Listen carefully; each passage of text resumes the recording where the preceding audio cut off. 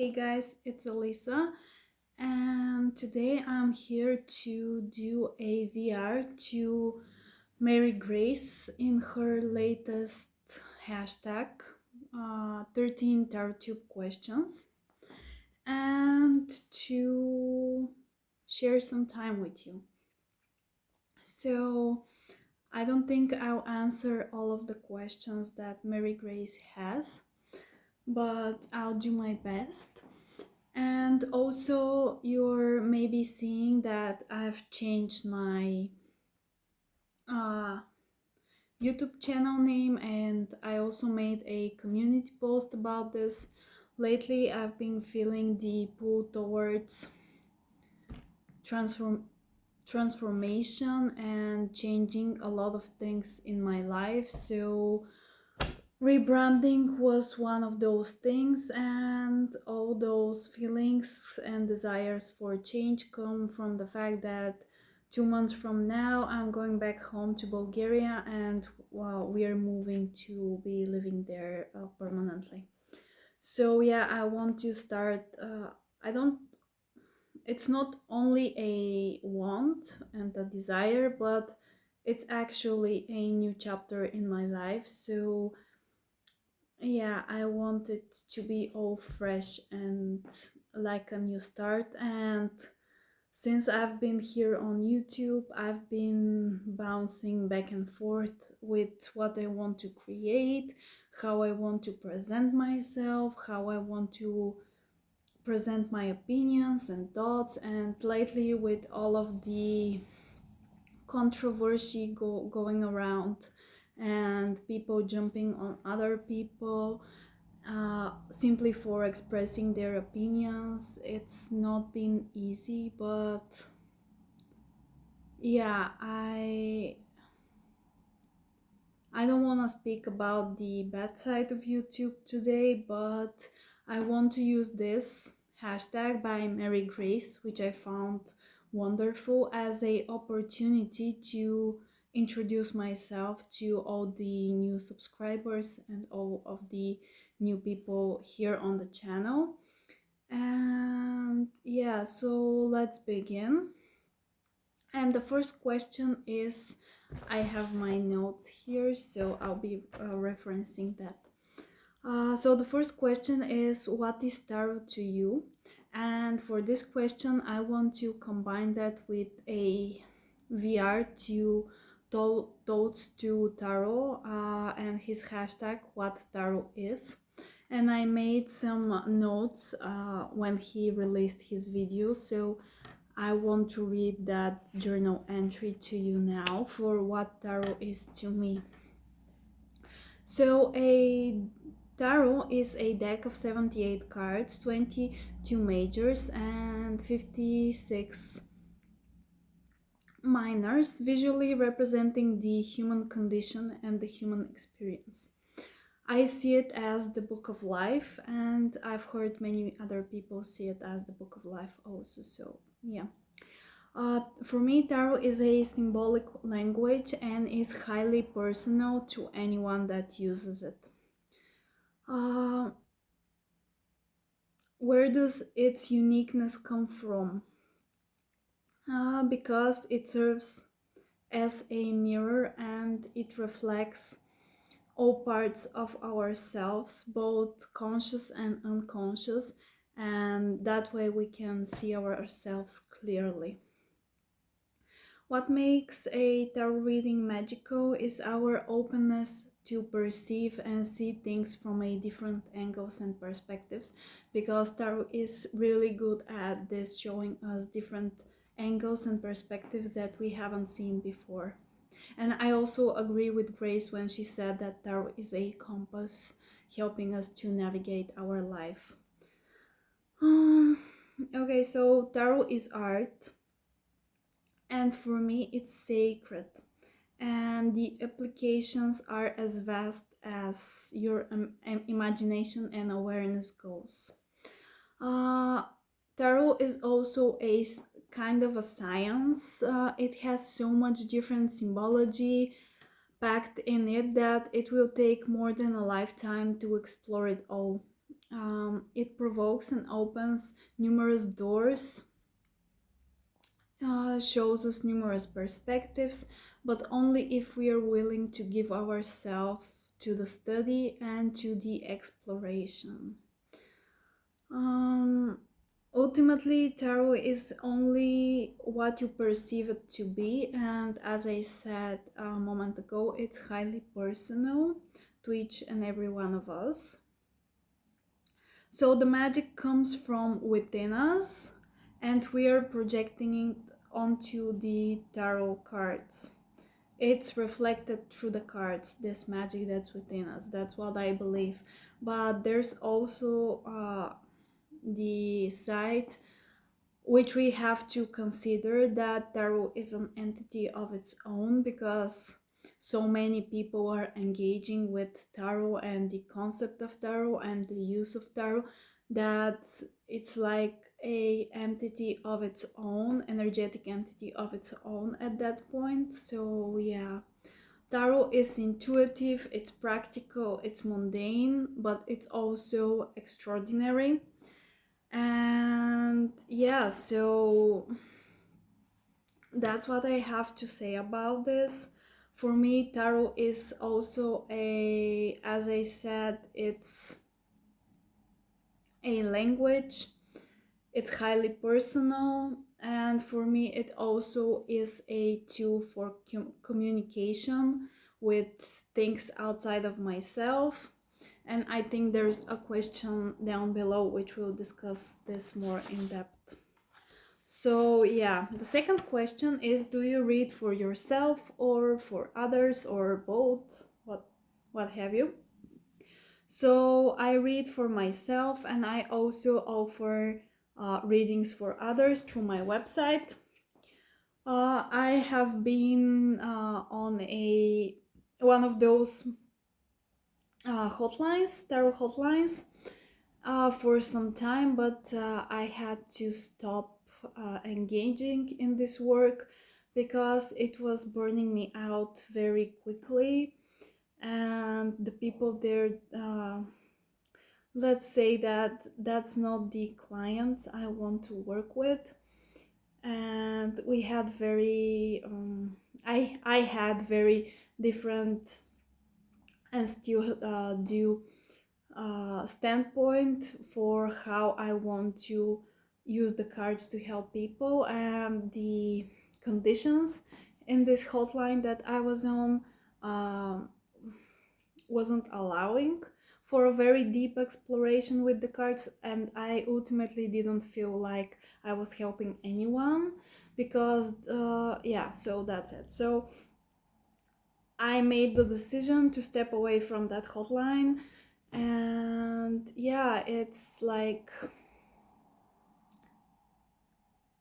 a chunk of my finances was coming through that hotline, and this decision is making it a bit harder uh, for me financially. But ultimately, I think that my morals and how I view tarot and how I want to continue using tarot is more important for me right now. And another point I want to make for why I stepped away from that hotline is because I started despising using the cards. Like, I was so burnt. Yeah, it was really bad, so I decided to preserve my relationship to the cards and cut this away from my life. So do you read? So right now I'm reading for myself, and I read for others through my website. And hopefully once I go back to Bulgaria, I'll be able to read for people face to face and even open a little shop for that, but we'll see. So the third question is, with what frequency do you read for yourself? This is different through the different stages of my life, has been different through the different stages of my life. Right now, I have a few practices set in place. The first one is I read for myself on every Sabbath. I follow the wheel of the year in my personal spiritual practices.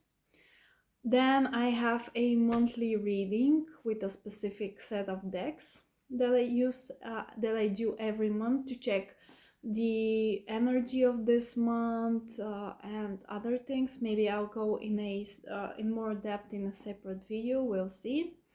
And I have a weekly practice on Wednesday when I connect with a deity that I'm currently working with. And yeah, I used to have a daily practice, but actually this week I decided to stop it, to take a break from it, and we'll see if I'm going to go back to that daily practice. Outside of those practices, I pull cards when I have issue about something, when I'm not seeing something clearly and I need advice, I go to the cards. So the fourth question, I'll group 4 questions into one category, and yeah, because to me they feel very similar, and all of the original questions of Mary Grace will be in the description so that you can reference and make a VR of your own if you decide to do so.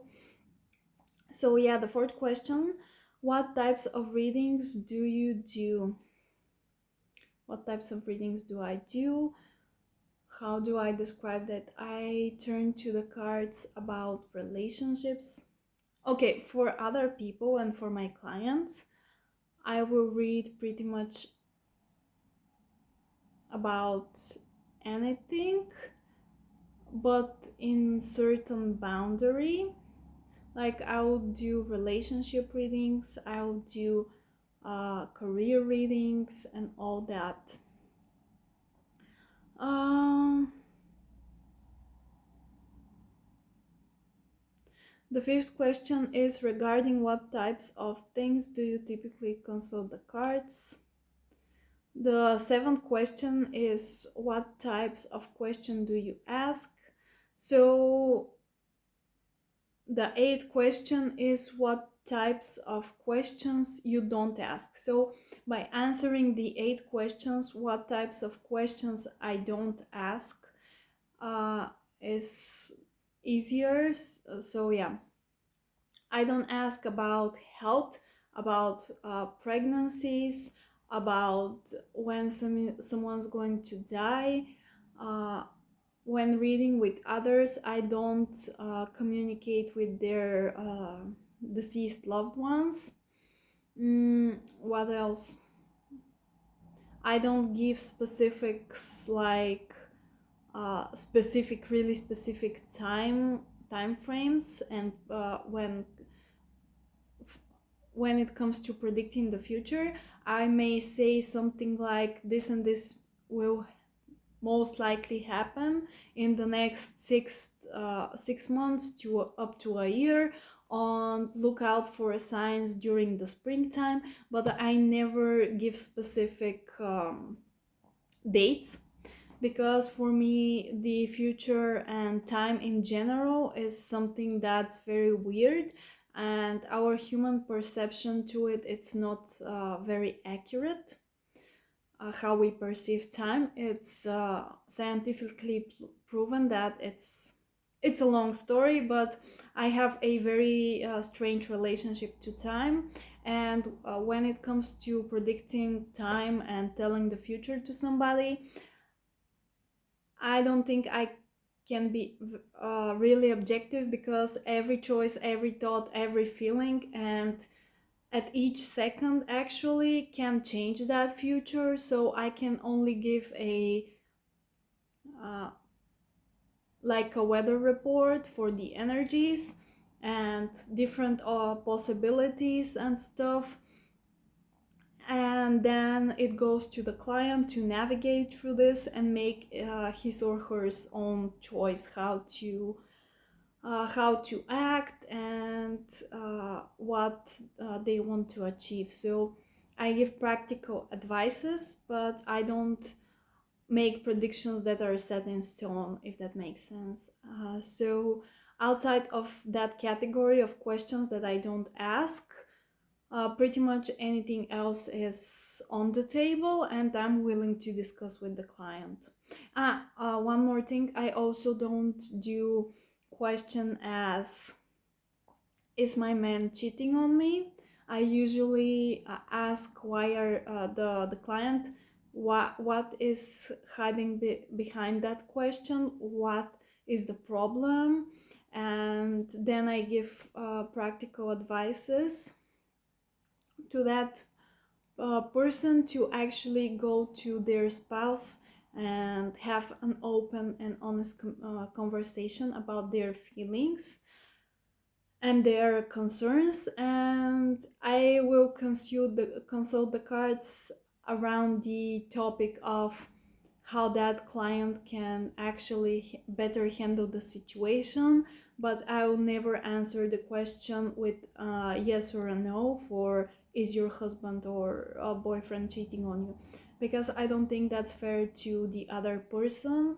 And it's my honest belief that human relationships are something that's sacred and that should be handled with respect, and that each of us in a relationship has a level of how to put it, uh, responsibility to their partner to express their concerns, their feelings, their thoughts, and this is my advice to any person that asks this question.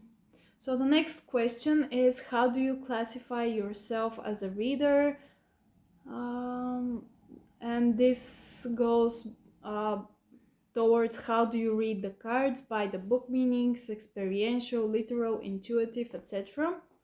So I don't really like labels, but for the sake of the video, when I do a reading, I first look at the knowledge base that I have of each card.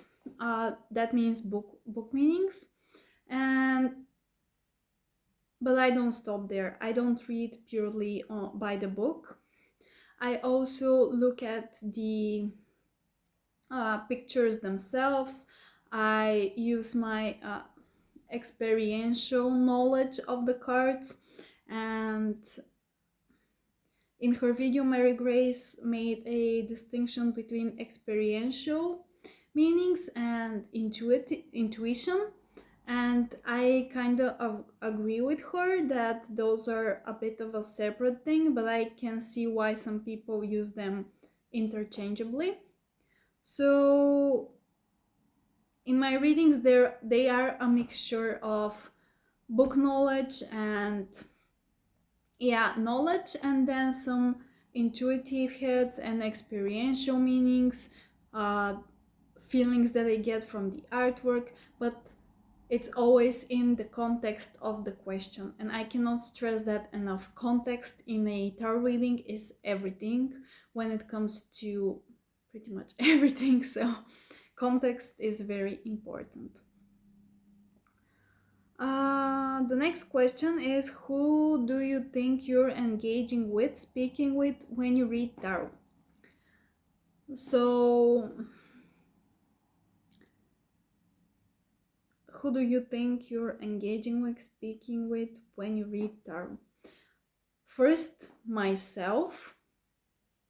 As I say, tarot is a mirror, so if I don't see something clearly in myself, I ask the cards to reflect that part of me so that I can see it in the reflection and act accordingly to what I'm seeing.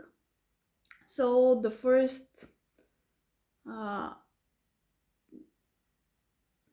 first answer is myself. I'm engaging with myself, my inner self, my consciousness, my subconsciousness. The second thing, the second energy that I'm engaging with when I'm reading tarot is my deity and different deities, different energies. And in this question, I think it's appropriate to uh, explain my actual spiritual beliefs, because they inform how I read tarot to a deep extent, to a great extent. So I primarily follow Hindu traditions. I don't classify myself as being a Hindu, but my practice is deeply informed by uh, Vedanta, yoga, uh, Tantric Advaita. Those are specific traditions into yoga and Hinduism. Um, what else? When I started my journey back in my teen years, I started with Wicca and witchcraft. Then I moved through different traditions of paganism, different mythologies. I've explored different spiritual beliefs, but mostly nowadays my practice and my beliefs and how I view the world is through that lens of Vedanta, the I cannot speak today. The law of one is another. It's not a tradition, but another set of teachings that deeply resonates with me. And in all of those teachings, the core belief is that there's one God or universal consciousness, if you will. And in Vedanta, it's this consciousness is actually this Godhead, if you will, is actually described as existence, consciousness, bliss, or not consciousness. Consciousness is not the right word. Existence, awareness, bliss. And my belief is that everything is all one. So it's very hard to explain. But yeah, when I read tarot, I see all the energies of different deities, fairies, what have you, what spirit animals, spirit guides, demons, angels. It's all a different projection of that one universal existence, awareness, bliss, that being that is shining through each one of us. Uh, it doesn't matter if we're a living or a non-living being like this. Everything in this universe and everywhere is made out of this being, energetic being, if you will. So actually, when I read tarot, is I communicate with myself being that big energy that composes everything. So, yeah, but in that big energy, I can communicate with different phases of that energy, like deities, like spirit animals, uh, human souls, etc. I don't know if I explained that correctly, and yeah, there's a language barrier, like English not my native language, as you may see, but anyway, I think you get the gist of it. Next question: what other knowledge experience do you apply to tarot readings? Astrology, numerology, religion, mythology, psychology, etc. And I would say all of it. I don't think that anyone can escape from applying all of their life experiences and knowledges to when they read tarot, because that's what informs our understanding of the cards and our explanation of the cards and how we communicate the meanings to somebody else or to ourselves. So the answer to that question, what other knowledge experience do you apply to tarot readings? All of my life experience, I apply it. All of my knowledge, all of my learned knowledge, all of my experiential knowledge, everything, I apply it to tarot only, but only if it's in the context and if it's appropriate to the context. So yeah, and I really like the theory of conceptual blending here as well. Next question is, if you are a witch magical practitioner, how, if applicable, does tarot fit in your magical practice? I practice some